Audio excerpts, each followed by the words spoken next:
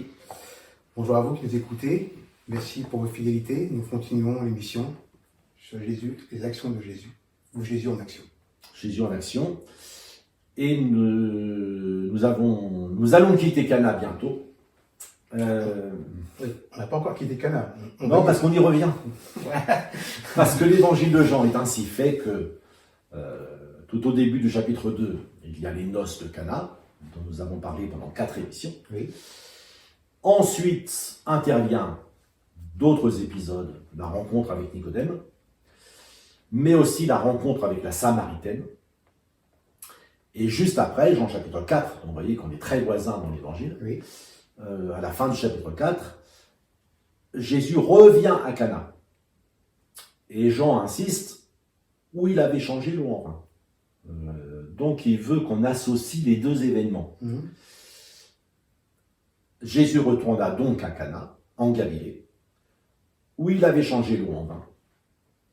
Il y avait à Capernaum un officier du roi, dont le fils était malade. Ayant appris que Jésus était venu de Judée, c'est-à-dire du sud d'Israël, en Galilée, il alla vers lui et le pria de descendre et de guérir son fils, qui était près de mourir.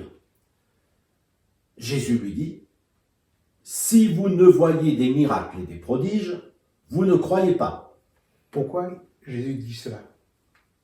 Et c'est la question. C'était la question. Parce que cette question, dans le temps où nous sommes, où tout le monde s'offense de tout, quelqu'un vient voir Jésus, lui dit « Mon fils est près de mourir ». Et Jésus lui répond « Si vous ne voyez des miracles et des prodiges, vous ne croyez pas. » C'est vraiment se prendre une veste. C'est vraiment se prendre une veste, une claque. Et pourquoi répondre si sévèrement à un homme? Bon, maintenant Jésus met un « vous ». Il ne dit pas seulement, donc, Oui. dans un sens, cet officier du roi, entre parenthèses, c'est le roi Hérode, qui n'était pas, on pourrait dire, un bon juif. Hérode, je rappelle qu'Hérode a fait tuer Jean-Baptiste. Tout à fait. Alors, c'est peut-être pas lui, c'est peut-être celui qui lui a succédé, mais c'est toujours dans la famille d'Hérode. Et si c'est l'autre, c'est celui qui, quand Jésus va être crucifié, Pilate va l'envoyer à Hérode, et Hérode veut le faire faire un miracle. Et Hérode avait toujours voulu voir Jésus faire un miracle. Et Jésus ne lui a même pas parlé. Tellement cet homme ne méritait pas que Jésus lui parle, on peut le dire comme ça.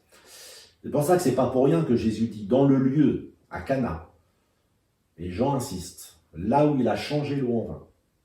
Donc il y a eu un miracle, il y a eu un signe. Et Jésus dit à tous ceux qui sont là, si vous ne voyez des miracles et des prodiges, vous ne croyez pas. Alors pourquoi? Je vais répondre à les questions, je ne vais pas me débiner. En te connaissant, je sais que tu vas y répondre. C'est que juste avant, Jésus est passé par la Samarie. Et il a parlé avec la Samaritaine, près du puits de Jacob. On revient à Jacob. Vous voyez que le parallèle est encore là. Près du puits de Jacob. Et Jésus a parlé à cette Samaritaine de l'eau de la vie. Au fil de la discussion, elle a dit, mais tu es prophète. Et encore au fil de la discussion, elle a dit, mais tu es le Messie. Et elle a appelé les gens de son village pour leur dire, venez voir celui qui m'a dit tout ce que j'ai fait de ma vie, ne serait-ce pas le Messie? Et les personnes sont tellement impressionnées par ce que Jésus dit, qu'ils lui demandent de rester dans leur village, et Jésus est resté 2 jours avec eux. Et ils ont cru en lui. Et ce qui est remarquable, c'est que ces Samaritains ont cru à Jésus, qui n'a fait aucun miracle dans leur ville. Et Jésus, le lendemain, après une journée de marche, ça vous le verrez sur la carte, le chemin entre Sichem, qui s'appelle aujourd'hui Naplouse, et Cana, est estimé par Google Maps à 24 heures de route. Ah oui, quand même. C'est de la montagne. Bon, c'est peut-être un peu moins, mais enfin, Jésus a fait une longue marche pour arriver à Cana. Et là, la première chose qu'on lui demande, c'est de faire un miracle. Et quand Jésus fait le parallèle entre ce qui s'est passé à Samarie Et ce qui se passe à Cana, où il a déjà fait un miracle quelques semaines ou quelques mois plus tôt, en gros, il leur dit vous êtes addicts au miracle. Oui. On a dit le vin est une bénédiction, mais en boire trop, c'est une addiction. Exactement. Dangereuse. Trop d'excès. Dans un sens, les miracles, c'est pareil. Si des chrétiens ont besoin que Jésus fasse des miracles tous les 4 matins pour continuer de croire en lui, il y a un sérieux problème. Oui. Il y a un sérieux problème. Que Dieu nous aide à entrer dans la foi par des signes, des prodiges, des miracles, c'est tout à fait conforme à ce qu'expose l'Évangile. Mais Jésus met aussi des bémols, et là, il en met un. Comme après, il va en faire un sur le pain. Je ne suis pas un boulanger. Oui, j'ai multiplié les pains, mais je ne suis pas un boulanger. Donc Jésus peut faire une chose extraordinaire. Et puis, il peut aussi en montrer les limites. Donc, il n'est pas question de dire non au miracle. La preuve, on va lire la suite du texte, cet homme, son fils va être guéri. Oui. Donc, le miracle aura lieu. Mais de façon invisible. Mais Oui, il aura quand même lieu. C'est vrai. Et c'est ça qu'il faut bien voir. Donc, Jésus, après cette apostrophe, où l'officier du roi, fort de son grade de notable, aurait pu dire à Jésus, oh, tu me prends de haut, toi. Oui. Tu n'es qu'un petit prophète, tu n'es qu'un... Non. L'officier du roi lui dit Seigneur, il l'appelle Seigneur, ce qui est un titre quand même, hein, Kyrios en grec. Seigneur, descends, c'est une supplication, descends avant que mon enfant meure, va, lui dit Jésus, ton fils vit. Et cet homme crut à la parole que Jésus lui avait dite, et il s'en alla. C'est là le point clé. Jésus n'était pas contre de répondre à la demande de l'officier. Oui, c'est vrai. Mais Jésus voulait le conduire à la foi. Et c'est réussi. Et cet homme crut à la parole de Jésus. Il n'a que la parole de Jésus. Et moi, quand je crois que Jésus a pardonné mes péchés, je n'ai aucune autre preuve que la parole de Jésus. C'est vrai. Quelqu'un me dit, prouve-le. Je suis incapable de le prouver. Oui. Je peux dire les effets. Oui, voilà, c'est tout. J'ai la paix dans mon cœur, je me sens libre de prier, Je n'ai rien à prouver. je ne me réveille pas la nuit en me rappelant les mauvaises choses que j'ai faites Voilà. dans le passé. Ça, ce sont les effets. Mais je ne peux pas prouver. Tout à fait. C'est pour ça que c'est du domaine de la foi. Et si l'Évangile appelle à la foi, c'est parce que la chose la plus importante, le pardon des péchés, et ce qui va avec la vie éternelle, parce que, je le rappelle, à quoi ça me sert que mes péchés soient pardonnés, si quand je vais mourir, il n'y a rien derrière. Oui. Ça ne sert strictement à rien. Tout à fait.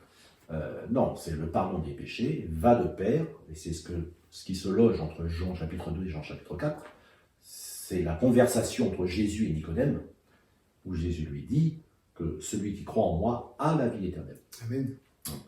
Et il faut que vous naissiez de nouveau. Alors cet homme croit, il crut à la parole de Jésus, et il s'en alla. Sans autre preuve que la parole que Jésus lui a donnée. Et il est parti avec cette parole, il est parti avec une parole rentrée chez lui. Alors j'insiste encore, on va vous diffuser la deuxième carte, celle qui va de Cana à Capernaum. Si Jésus avait accédé à la demande de cet homme, c'était 7 heures de route. Oui. Toujours d'après Google Maps. Oui. Je l'avais dit. Puis après, il fallait revenir. Oui. Donc 14 heures. 14 heures. Et la meilleure preuve qu'il y avait du chemin, c'est que comme il descendait déjà, verset 51, ses serviteurs venant à sa rencontre lui apportèrent cette nouvelle, ton enfant vit. Il leur demanda à quelle heure il s'était trouvé mieux. Et ils lui dirent hier. Voilà ces questions, Luc, par rapport à ça. Oui. Quand il dit ton enfant vit, il leur demanda à quelle heure il s'était trouvé mieux. Pourquoi il a posé cette question? Eh bien justement pour confronter avec le moment où Jésus lui a dit ton fils vit. D'accord. Et le lendemain, preuve qu'il y avait la route, Oui. le lendemain, Donc ils sont peut-être qu'à la moitié du chemin, parce que ses serviteurs viennent lui dire. Donc eux font la route Oui, voilà. en sens inverse. Alors est-ce qu'ils sont à mi-chemin, un tiers de chemin, qu'importe. Mais il leur demande, tout de suite, il leur demande, mais quand est-ce que ça s'est passé? Et hier à 13h, la 7e heure, hein, comptez à partir de 6h du matin. La fièvre l'a quitté. Le père reconnut que c'était à cette heure-là que Jésus lui avait dit, ton fils vit. Et il crut, lui et toute sa maison. C'est ça qui est beau. Et Jean insiste, Jésus fit encore ce second miracle lorsqu'il fut venu de Judée en Galilée. Hein, cette notion de Cana là. Par rapport à toute sa maison, donc il les a évangélisés, on va dire. Alors oui, parce que c'était l'avantage des maisons unies comme ça. Mais surtout, c'est que le verbe croire ici n'a pas le même sens que dans le premier sens. Il y a foi et foi. Oui. La première fois, il a cru que Jésus redonnait la vie à son fils. Et il est parti avec cette promesse. Mais la deuxième fois, il a cru que Jésus est fils de Dieu. Oui, parce que c'est le sens de l'évangile de Jean. Parce que Jean termine son évangile. Ces choses ont été écrites afin que vous croyiez que Jésus est le Fils de Dieu. Donc d'abord, il a cru à un miracle, mais après, il a cru à une personne. Voilà. Le Fils de Dieu, venu pour beaucoup plus que seulement guérir un enfant, même si c'est déjà extraordinaire. Oui. Hein, c'est déjà tous ceux qui ont perdu un enfant savent que c'est extraordinaire. Bien sûr. Et on ne peut pas le négliger.